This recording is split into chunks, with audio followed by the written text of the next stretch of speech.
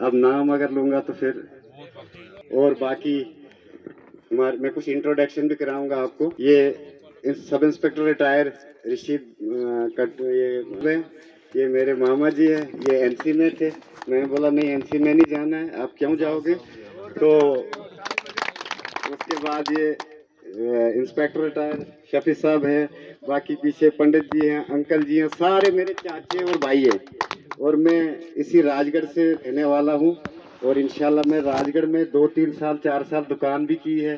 सारे लोग मुझे प्यार देते हैं और अपने बच्चों से ज्यादा। और ऐसा कोई इलाके से जाके काम नहीं बाहर किया है कि इनको शर्मिंदगी होनी पड़े। इनको फक्र है मुझ पे। दूसरी बात यह है शिरोडी साहब की, जब आप जेल में आए थे तो आपने आते ऑन स्पॉट वहां पे ऐलान किया रोड का, और वो रोड आज क्षेत्र में पहुंचा है। इसके लिए भी आपको मैं मुबारकबाद देता हूं।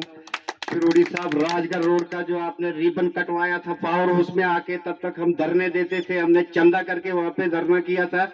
और आज हम लोग गाड़ी पे आते हैं, ये शुरुआत की हुई आप लोगों की है, ये वहीं पे रुक गई है। और दूसरी बात मैं अपनी आवाम से कहना चाहता हूं कि देखो मैं एक बेलालची आदमी हूं, मुझे कोई लालच नहीं है। मैं हालांकि मैं अपना दिन तोड़ के खसारे में जा रहा हूं, लेकिन आजाद साहब के लिए अगर एक एक कतरा खून का भी लगेगा तो मुझे अल्लाह की कसम है कि मैं कभी भी बोलूंगा कि मुझे जिंदा रहने के लिए रखो। आजाद साहब एक ऐसा लीडर है, बेदाग लीडर है। आजाद साहब पे कोई उंगली नहीं उठा सकता है।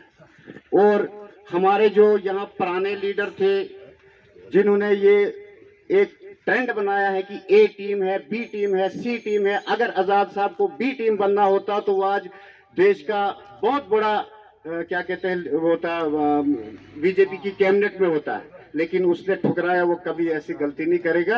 आजाद साहब अपनी मेजॉरिटी में आएगा। और कश्मीर में आप देखो, आप जम्मू में देखो, आप कोकरनाग में देखो, आप सोशल मीडिया पे, आप फेसबुक पे देखो, आजाद साहब के साथ दुनिया खड़ी है। आजाद साहब ने काम किए हैं। और दूसरी बात, हम कितने काम गिने आजाद साहब के।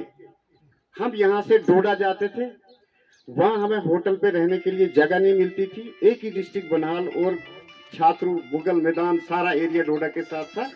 और आज हम 2 मिनट में रामबन में जाके तो अपना डीसी साहब से काम करा के घर आते हैं। ये आजाद साहब की देन है।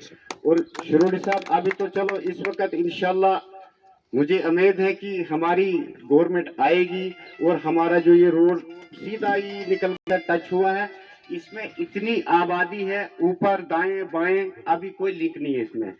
और हम आज ये जदोजहद करते हैं, हमें उसमें भी रुकावटें डालते हैं मतलब पार्टियों के लोग, फिर भी हम किसी को नहीं मानते। मैंने अभी गलादार तक परसों सर्वे कराया और खड़ा रहा, लड़ाई भी की, और डीपीआर बना के उसको आपने आगे चलाना है।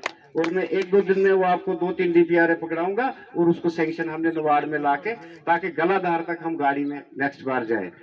और उसके बाद एक चीज आपको मैं बताऊंगा कि हमने आजाद साहब को अगर हमने मजबूत करना है तो हम कैसे करेंगे, जब हम यहाँ से उसको चुन के बंदा देंगे तो आजाद साहब मजबूत होंगे। अगर हम ऐसे नारे लगा के चले जाएंगे, बाकी हमने देख लिया 70 साल का तजर्बा है कि हमारा सौदा होता था। हाँ जी, ये मेरे लोग इतने हैं, उसके बाद घर में जाकर लोगों को बेवकूफ बनाते हैं। आप खोज करो कौन सा लीडर इस स्टेट को अभी बचा सकता है। ये स्टेट जूझ रही है। और अगर अल्लाह ऐसा ना करे आजाद साहब की सरकार नहीं बनी, अगर 30 साल यहाँ से यूटी जाएगी तो मेरा नाम मिटा देना, और हमको यूटी में रहना है। इसलिए अगर हमने कुछ करना है, हमने अभी ये प्रोग्राम देंगे, आजाद साहब को राजगढ़ में लाना है और बहुत भारी तादाद में जलसा करेंगे। आज लोग नहीं पहुंच पाए क्योंकि लोग मक्की बीज रहे हैं, 1-2 बजे के बाद ही राजगढ़ में कंडी है तो यहाँ भी कनक शनक है, लेकिन जो आसपास में हम बीज रहे हैं सारे। मैं भी इधर ही का रहने वाला हूँ। तो इंशाल्लाह जब आजाद साहब आएंगे तो भारी तादाद में लोग भी आएंगे। तो इससे ज्यादा टाइम न लेते हुए, अगर